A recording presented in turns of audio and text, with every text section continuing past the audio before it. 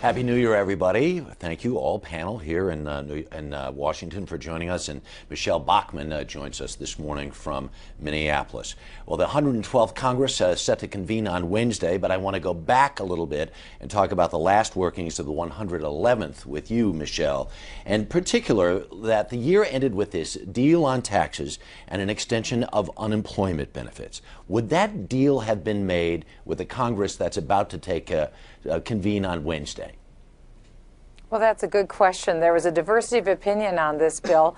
I voted against it because I was concerned about it not being paid for. It also blows a $111 billion hole in the Social Security Trust Fund. There is no money in that trust fund, so they have to go to the General Treasury, where there's also no money. That means an additional borrowing for that $111 billion, in addition to the $57 billion for unemployment. So we're continuing to go down the road that we've gone down before, which is spending money that we don't have. And that's really, I think, one of the strongest messages that we took away from the election in November. Stop spending money that you don't have. Is the Republican Party in this new Congress, is it a house divided? No, I really don't think it is. I think we're fairly unified, but of course, we won't all necessarily be agreeing on everything. But I think you see a fairly cohesive group, that we have a singularity of purpose, and that we want to be able to get the budget in order. I think that's really job number one, because we want to see the economy shift so that we have a focus on private job creation. I want to go to Congressman Wiener. A couple of weeks ago, we had a conversation. You told me that if the president extended a finger of bipartisanship, that it would cost him a pound of flesh. How do you see this new Congress working with the president? And are Democrats all but irrelevant from now on? Well, look, we'll see. I mean, we've already seen on this show there's disagreement among Republicans about the tax cut bill, and I think that there are going to be disagreements to come. I mean, many of them campaigned on the idea of privatizing Social Security. They campaigned on the idea of making Medicare a voucher program so seniors don't have a guaranteed health care. I want to see what it is they're in favor of. I mean, we've heard a lot about what they're against in this campaign. I don't know what they're in favor of. We Democrats are prepared to work with them where we can, but we're going to challenge them and fight against them where they must. It is not a subject of compromise for many Democrats, privatizing Social Security. We just don't believe that's a good idea. Eliminating Medicare as a guaranteed benefit for seniors, we don't agree with. So those fights are going to happen. As far as the president's interaction, I think he's going to find out that bipartisanship has to be a means. It's not an end.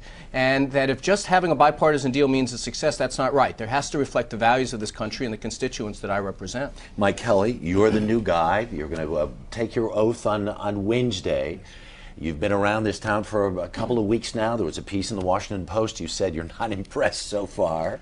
What do you hope to accomplish when you take office for real on Wednesday? Yeah, I think really when you talk about are you impressed or you're not impressed, I don't think, for an average guy, a common guy who comes from a private sector, running something for $14 trillion in the red is not impressive. If you run $14 trillion in the black, then I'm impressed. What I'm looking for, and in bipartisan, and I agree with Anthony what he talks about. Sure, is it good to be bipartisan, but on good legislation, not on things just to say we did something in a bipartisan manner, just to show that we can agree, is not good unless it was on something that was good for the whole country. So I'm looking to really go to work and work very hard. I've worked hard all my life, and I've done it with my own money. I've had my own skin in the game, so I'm kind of interested to seeing when you get into a situation where really it's not your money. You can spend anything you want, just throw the charge card out. In fact, keep raising the debt ceiling as much as you want, because you don't have to worry about paying it back. Okay. It's hard for me to sit and think that that's all right to do to the American people. We'll ask about the debt ceiling in just a couple of seconds, because that is going to be a huge and important vote. But I want to talk to Debbie Wasserman Schultz about this whole idea of bipartisanship. Is this going to be a situation where Congress gets together and does the people's good, or is this a recipe for gridlock? Well, that remains to be seen. I mean, what Democrats will do now that we're in the minority in the House but remain in the majority in the Senate and hold the White House is measure everything that the Republicans propose by whether it creates jobs, turns the economy around, and cuts the deficit. And what remains to be seen is whether members like Mike Kelly are going to be able to turn their essentially campaign rhetoric into some kind of reality, because with all due respect to his response, there isn't any there. I mean, we haven't heard any concrete proposals. Anthony's absolutely right. We've only heard a tax on what they don't like. Right. We've got to make sure that we continue the progress and the prosperity that we've been moving forward towards. I mean, the S&P finished the year up 86%. Right. The Dow up 16%. We've increased manufacturing exponentially. I mean, we're beginning to aggressively turn that economy around. Let's hope they don't squander that. So here's a question for everybody. The government is funded basically till about March or so. There will be a vote eventually on raising the debt ceiling. Will you vote to raise the debt ceiling? Well, I'm going to wait and see where the direction that the Republicans want to take our policy. Congressman Williams? I voted against this tax cut bill because I thought it blew a hole in the budget. And I think the Republicans have come in saying that they're going to not raise the debt ceiling and they're going to allow the full faith and credit of the American people go down the tubes. It's their ship to run now. That's the responsibility. This is this is an adult game now, and the risks Let me go are to pretty Mike high. Kelly. Mike Kelly, this is going to be one of the big votes, and you Sure. risk having the government come to a standstill. Well, speaking as an adult who's always paid his own way, I do understand what happens, and raising the debt ceiling to me is absolutely irresponsible. We've been spending money for so long that we don't have and keep saying, well, it's okay. We'll just raise taxes. We'll find it somewhere. Right. Tax revenue comes from people who are working, people who are profitable. It does not come from raising tax rates. Michelle Bachmann? At this point, I am not in favor of raising the debt ceiling. As a matter of fact, I have a petition that I'm urging people to sign at michellepack.com to urge their member of Congress not to raise the debt ceiling, because Congress has had a big party the last 2 years. They couldn't spend enough money, and now they're standing back, folding their arms, saying, oh, taunting us to figure out how are you going to go ahead and solve this big spending crisis. Well, So it was you're willing fun to when they risk had the seeing credit the card and government they were shut spending down? the money. So you're willing to, Well, it's worth the risk. It's not good for anyone to shut the government down. It's not good for anyone. That's why I think it's important for Democrats, who are so willing to spend money, to now be a part of trying to figure out how we can be responsible. So you want to be in charge until you're actually in charge. Now you're not saying for the responsibility. One of the first things. we weren't one of for the the first spending. things. Excuse me. One of the first things that we're going to do is vote to pass the Republican proposed rules package. And in talking about the debt ceiling, their proposed rules, and Mike, you talked about in your campaign the importance of one vote. I want to see whether you're going to vote for that rules package that gives Paul Ryan the authority to set the budget limits himself, taking away your vote that you talked about that was so precious, and taking the right of all of us in the House of Representatives. Having one member set the budget ceiling for the entire country is absolutely irresponsible and undemocratic. Go ahead. So this is what America loves. This is what America loves. Both sides pointing the finger at the other side. No, it's your fault. No, it's your fault. I got to tell you It's not something. about fault. When we talk about What are you gonna do? about having adult conversations, and we really have to start acting like adults. We've got a huge problem sitting in front of us right now, and it's very amusing to walk through this. And I got to tell you, from being on the outside all my life, I don't know how in the world you folks go home and look these people in the eye and say, we've done a great job. We've done a great job. Your country's $14 trillion Well, in you've the got red. the And opportunity. Well, hold on a second. We're First, going to keep got the stealing. Okay, let me just say something to Congressman Kelly here. First of all, the you folks stuff, now you are one of those folks. And it is your job in the majority party to govern. Yes. And the first thing the Republicans did when they took back the House the last time is they drove the government to a shutdown. And I guess from what I've heard Michelle say and you say, that's what's going to happen That's where again. we're headed. But all the you stuff, That's that not has at to all, end Anthony. today. You That got has to it end today. exactly wrong. Hey, Michelle, You got it exactly wrong. That is not what we're looking to do, and you're stating it falsely. We are not looking to shut the government down. No Well, one that's the benefits. direction But at that the we same head. time, we're not looking at wanting to continually raise the debt ceiling. Okay, well, that's something that at the Democrats that point it want to becomes do. one or the other. I don't know Michelle, what you call it, Michelle, but Can't that's have it shutting all. down the government. Michelle, let me ask you this, because one of the things the Tea Party has talked about is dismantling health care, and we're wondering if, in the end of the day, that ends up being a fool's errand, because no matter how many votes you amass in the House, and even if you could get the votes in the Senate, it will face a certain veto. Is it worth the effort to try to do it? Of course it is, because Obamacare will bankrupt the country. And so you've seen that the more that people learn about Obamacare, the less they like it. It's very costly. It's unwieldy. So we will put forth a clean repeal bill of Obamacare, and you'll continue to see us make that fight, because that's what the American people want us to do. They want the real problem in health care is the cost drivers. Obamacare is actually raising the cost drivers. We want to adopt a free market approach to health care, and you'll see us put those free market solutions forward. Even Democrats realize that the deficit is almost it's out of control. It's beyond reach. It's this weight that is hanging. Even Democrats. The deficit was, let's remember, the deficit was exploded by Republicans. President Bush inherited a record surplus and turned it into a record deficit. So 2 wars unpaid for, a prescription drug plan unpaid for, tax cuts unpaid for. So the deficit that we found ourselves in was thanks to the Republicans. Is it addressable? Well, look, Harry, if I could just add, there is no equivalency. Go ahead. Look, I think that it has to be. And I think that there is a lot of room for bipartisan work. I mean, Time Magazine, without much sweat, came up with $100 billion of corporate welfare that they identified. I think we can find cuts. I've been working with Jason Chaffetz of Utah. We've found some cuts that we think, but there's no doubt about it, though.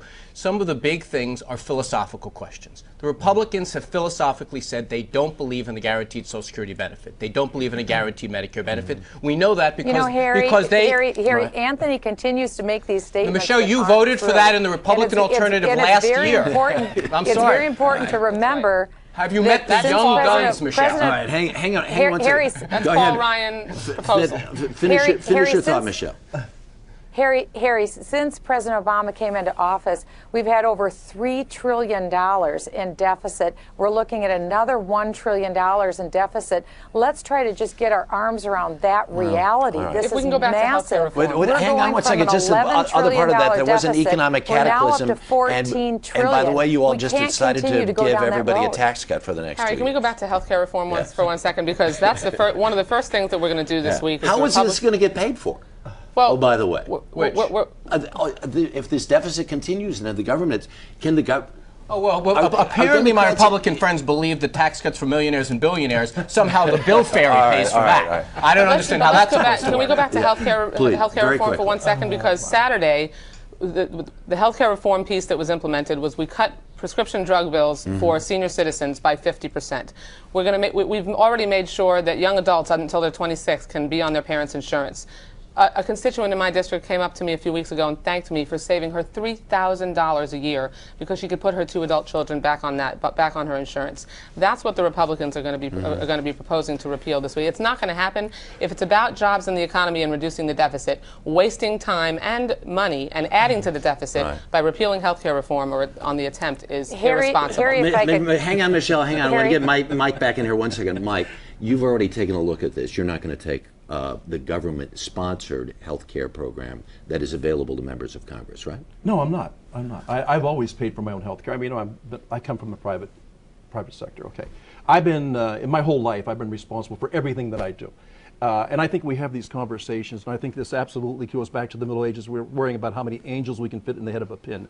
We got to start looking at these things. There is a cost with everything involved. My early time here in this city, it's so different than where I come from, because I live in a real world where people actually have to use their own money to pay for things. So this idea that you can keep doing this or doing that, and I love this fact that we are going to pay for it. We are not paying for anything, not we in Washington. The people, the American taxpayer pays for everything, and that's what bothers me. There's such a disconnect between this town and the rest of the world. I gotta say, this real world stuff is going to get old really fast. This is now your job. This is a serious business here. This is a serious business here, trying to figure out how you solve big problems. Yes, it's true. Social Security does have to be paid for. Medicare does have to be paid for. But this idea, like the real world, these are tough problems. You have never, in your life, you have never done anything on your own with your own skin in the game. And I got to tell you something. While I respect the fact that you're an elected congressman, I do not respect the fact that you. I am. We are. Yeah, well, we are. I get part of this on the 5th. I'll become part of it on the 5th. But I want to tell you something.